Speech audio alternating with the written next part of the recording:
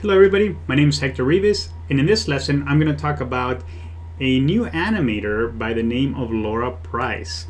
Laura Price is someone who is recently come into the industry, and she documents her journey from an animation student going into the animation world and actually landing a job.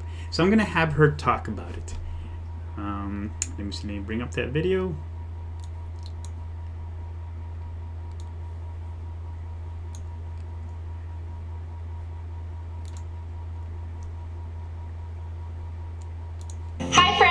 This is Laura, aka Lulu Sketches. Today I'm going to be talking about my art journey and how I got into the animation industry, my first job in animation, and how I got a job at Disney. In case you're new to my channel, I am an artist at Disney Animation on Tangled the series. I actually tried to film this video last weekend, but my anxiety had other plans for us. I was trying to film it and my anxiety was just going insane, so I decided just to put the camera away and try again another day. I still get nervous every time I have to talk to the camera. If you guys want me to do a video on my anxiety disorder and my journey with anxiety, just let me know in the comments below.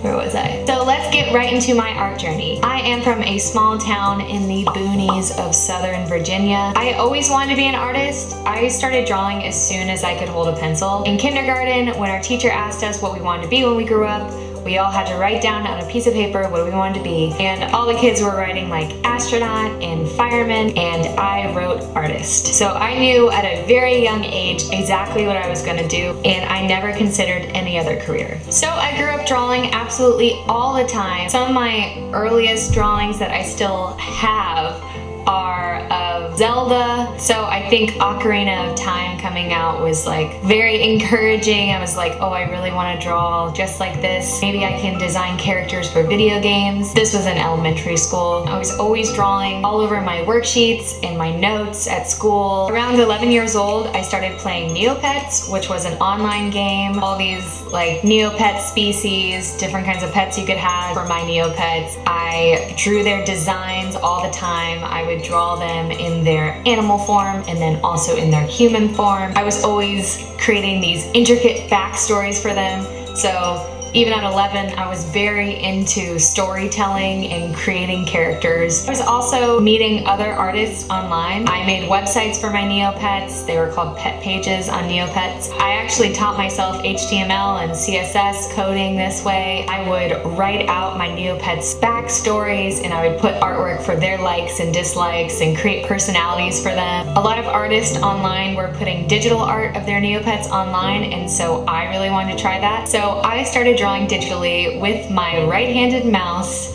on my old Windows computer with the Paint program. Do you guys remember that program? So even though I'm left-handed and I was trying to draw with my right hand with a mouse, it was a very slow process. It was worth it to me. I really enjoyed making digital art. My first digital drawing, it was of one of my Neopets, and I don't have it anymore because I'm pretty sure it's saved on a mother floppy disk. I then discovered Okaki Central and DeviantArt, and I became obsessed with drawing digitally with layers and brushes on Okaki Central and then posting the finished drawings on my DeviantArt. Again, I was making friends with other artists online, which was really cool for me because none of my friends in real life made art. At some point, I got fed up with drawing with a mouse. I asked my parents for a tablet. I think for my birthday one year, they gave me a small Intuos 3 tablet. I used that tablet for like 10 years, and I still have that tablet. I'm gonna make a video on just all my digital art supplies that I've used in the past, kind of show you all my old tablets because I still have everything. So stay tuned for that and subscribe if that's something you're interested in. Then once I was in middle school, I started drawing traditionally a lot in addition to drawing digitally.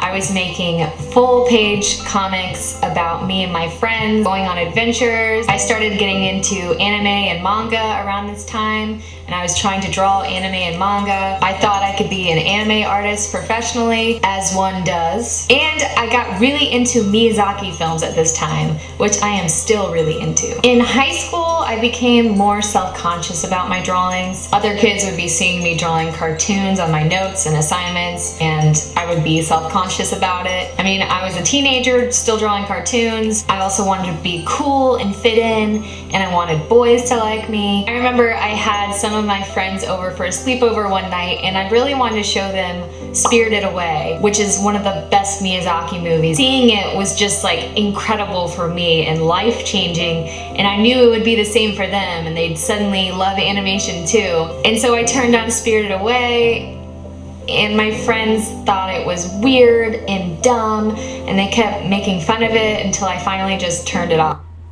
It's amazing what a fresh perspective can teach us. Like realizing fishing isn't about catching. It's a fantastic film. If you haven't seen any of the Miyazaki's films, are great. He is sort of like the Walt Disney, but of the Eastern world. I think I have to skip this ad, and I can continue. Really embarrassed about liking cartoons and drawing cartoons, and I stopped drawing digitally for all of high school. Still knew I wanted to be an artist, and I knew I'd need an art portfolio for applying to colleges, so I started doing things I didn't like as much, like oil painting and acrylic painting on canvas. Plus, I had zero time. I was doing cross-country team, track team, swim team, dance, and piano lessons. And I was just super busy with classes in high school. I was one of those all A students, zero absences, and I was an absolute perfectionist. I took every AP course. My favorite courses were AP Calculus and AP Chemistry. I took an art class in high school, but it wasn't a good class and I didn't enjoy it or learn anything, so I dropped it so I could fit in more AP courses. The reason I was trying so hard in high school is that since I was a little kid, I always wanted to go to the University of Virginia. And it's really hard to get into there. The acceptance rate is really small. It's an elite public Ivy. I wanted to go to UVA for the well-rounded liberal arts education, meet other overachieving kids, but also major in art. Senior year, I also considered art schools. I visited SCAD in Savannah, Georgia, but they didn't really care about grades, and it just felt like a huge waste of all the work I'd put in high school, so I decided not to apply to art schools. At this point, I had never heard of CalArts, I'd never heard of Art Center, I didn't know anything about the animation industry.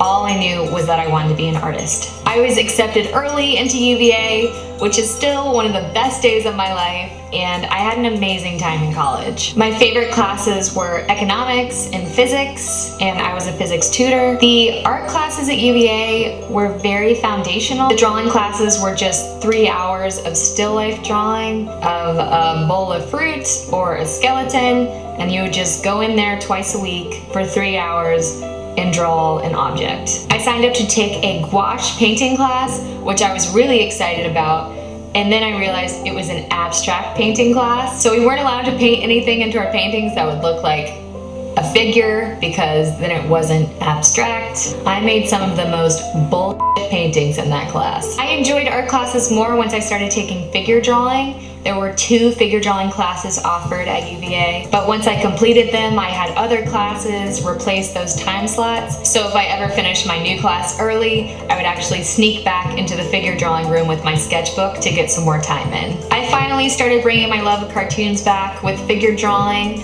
I started drawing the models as my own characters, so this was about halfway through college. I got my old tablet out and I started drawing digitally again. And also around this time, I decided to make a Tumblr and start posting my work online again. Outside of classes, in any free time I had, I just worked on my digital art. I started building a portfolio, and I figured that I could work in video games. Then when I was on Tumblr, I discovered that there were other artists like me who were creating stories and then designing characters and environments for these stories. And I was like, that's exactly what I do. And then I discovered that you could get a job doing this in animation, and it was called visual development. I was blown away. I thought that the only people working in animation were 3D modelers and 3D animators. I never considered the fact that there were people that designed those characters and designed the environments first. Working in animation became my new goal, but by this time it was my last year in college. It was too late to apply to internships at these animation studios, so I was kind of out of luck. Also, I double majored in art and French at UVA, and I had applied to become an English teacher at a French high school, so I knew that I was already moving to France for a year after I graduated. When I was living in France, I used all of my free time to work on my art portfolio. I was painting and drawing like all night. I challenged myself to make my portfolio better by doing challenges like sketch dailies, the environment drawing challenge, character design challenges, and all 31 days of Inktober. I joined Twitter around this time, and I think I made an Instagram around this time and started posting my art. So within a few months, I had a full portfolio of several visual development projects, and I've been living in France for almost a year. And then I heard about the Nick Artist program. Since I had graduated college, internships weren't an option for me, but the Nick Artist program was something that I actually could apply to. So I heard about it about a month before the application was due, and so I decided to create a whole new project for my portfolio. And I worked on it constantly and had no social life, and then I applied. Over the next few months, I made it through the Nick Artist program's rounds of cuts, phone interviews, Skype interviews, and I was one of the finalists for the general artist track. I flew out to Los Angeles for several days of intense in-person interviews. The interviews were basically speed interviews with groups of Nick employees who volunteered to be judges. And you had 10 minutes to sell yourself to them. There were maybe 10 judges in each round, and I think I had 5 rounds of interviews over 2 days. You're being judged on your personality and your portfolio. So it was very stressful for me, especially having an anxiety disorder. But the judges were always super nice, and they always seemed to really like me and my artwork. Butch Hartman was actually in on my first interview. He is the creator of Fairly Odd Parent. He really loved my environment paintings and was like, you should be working in animation already. So that was just super cool. So I flew back to Virginia feeling really good about my interviews. I tried really hard not to get my hopes up, but everyone in the interviews had really loved my art and they seemed to like me a lot, so it was really hard to not get my hopes up. After a couple long weeks, the Nick Artist program called. Pink walls are so basic. And the to her point, you know, the process of interviewing, it's typically a panel of people who interview, and then they get together and talk about, you know, who they like best, and then based on that, they can give you a call back. But it takes a bit of time, and so it is kind of a stressful. Oh, I missed my opportunity to skip the ads. Sorry, here it is. I was not chosen for the program. I asked them why, and I was just told that I received low scores. I still don't know what the scoring system was, but I know it was based on personality and my artwork, so both were very personal. I just felt so rejected. So after I cried for literally 2 days, I decided that nobody else gets to decide whether I'm good enough. Nothing can stop my drive and my work ethic. So over the next couple months, out of frustration, I produced some of the best paintings that I've ever made. I also planned my move to LA. So I bought a plane ticket to visit LA with my mom so we could look at apartments and decide where I was gonna live. Then a lot of things happened at once. I got an email from Mike Doherty, who was an art director on Pig Goat Banana Cricket, which is a show at Nickelodeon. The Nick Artist program had begun a couple months ago, and he was wondering why I wasn't there. He said him and the other artists had given me super high scores.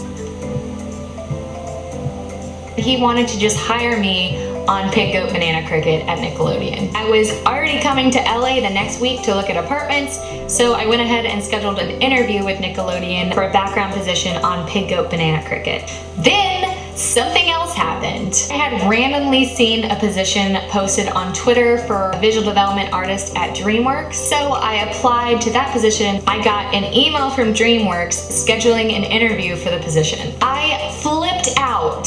In the 2 months before this, I had felt so rejected and like I had missed out on my chance and that I was never gonna get a job in animation. And then suddenly I have these 2 offers at once. So I scheduled both interviews for the following week when I was going to be in LA. I interviewed at both companies and ultimately I chose Nickelodeon. DreamWorks is amazing and I met some really cool people at the interview, and I'll still probably work there sometime in the future if they'll have me. But the biz dev job I interviewed for just wasn't my passion.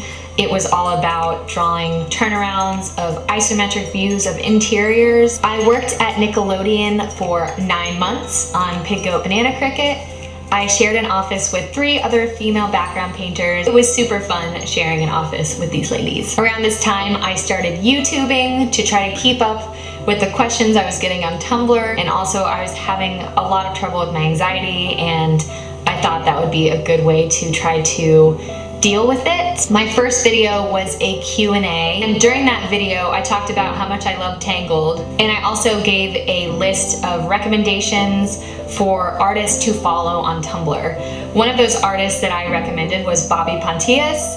We followed each other on Tumblr before, and he's super talented. He's incredible. If you don't follow him, you should follow him. Since I mentioned him in my video, he friended me on Facebook, and we became online buds. He knew I already had a full-time job doing background painting at Nickelodeon. He also had seen my video where I talked about how much I love Tangled, and they were looking for a background painter on Tangled the series, so Bobby is the one who put my name in to be considered for the position. He randomly messaged me one day saying he was working on Tangled the series, and I was like, Tangled has a TV show? And he was like, yeah, come visit the studio, you can come see the Tangled stuff. And I was like, oh my god, I'm obsessed with Tangled. I would love to just see what you guys are working on over there. Then I went to lunch with Bobby at Tangled the series. I had no idea that there was a job opening there at all. I just went to meet Bobby for the first time and meet a bunch of the crew and see all the really cool visual development and what they were working on there. Bobby introduced me to Shane Prigmore. So pay close attention to this. What she's doing is, we call in the business networking, and that is just, you know, being like very positive and talking about others and making connections, because you never know when the next position is going to come up or when your job is going to end, because the animation industry, the seasons go by, but you can get the show canceled, it can get shelved, it can get postponed. And then you have to jump ship to a different animation or a show. So it's good to network, and that's what she's talking about. And I think that's going to lead her pathway to Tangled. This is the first time I'm watching this video, actually. Who was one of the creators of Tangled the series, did a ton of the visual development for Tangled the series. He's an incredible artist, and it was really an honor to meet him. And then I said goodbye, went back to Nickelodeon. And then later that day, Bobby messaged me and asked me if I'd be interested in painting backgrounds for Tangled the series. I was like, yes. I had no idea that there was an opening. Bobby was kind of taking me around the office, introducing me to everyone. That was kind of like my first interview, and I didn't know it was happening. When I met Shane, Bobby was like, oh yeah, she paints really awesome backgrounds. And Shane was like, that's great. And I was like, you probably haven't seen them. And then the next day I got an email from Shane and that he had seen my work. He said the creators were big fans and that I'd been on their wish list for a few weeks. And I was like, wish list? What is this? And then later that day, I got an email from the line producer offering me the job to work on Tangled the series. Then I went in for a more official interview, which I talked about in my last video, Day in the Life of a Disney Artist. If you haven't seen that, I will link that down below. I talk about my whole interview process. I've been a background painter on Tangled the series for almost 3 years now. I absolutely love my job. I still love Nickelodeon too. I would totally go back and work there again. I probably will sometime. Animation artists switch around a lot. So that is my art journey thus far. If you enjoyed this video, please give it a thumbs up and subscribe. And if you're interested in following her and watching more YouTube videos, I think it's good inspiration. We all need to constantly be surrounded by positive energy and good stories to keep us driving in the direction that we want to go. So that's it. I think I'll show a couple more Laura Price videos. I think one of them, I was looking at the description. that she talks about, how much does an animator make? How, and do you have to join a union and such? So I would like her to speak about that so you can see it. So stay tuned for those. Thank you for watching.